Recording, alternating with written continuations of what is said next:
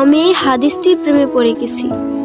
আপনি যখন নীরবে ঘরে বসে কান্না করেন, আল্লাহ তখন ফেরেশতাগণদের উদ্দেশ্য করে বলেন, কোন জিনিস আমার এই বান্দার চোখে পানি আনলো?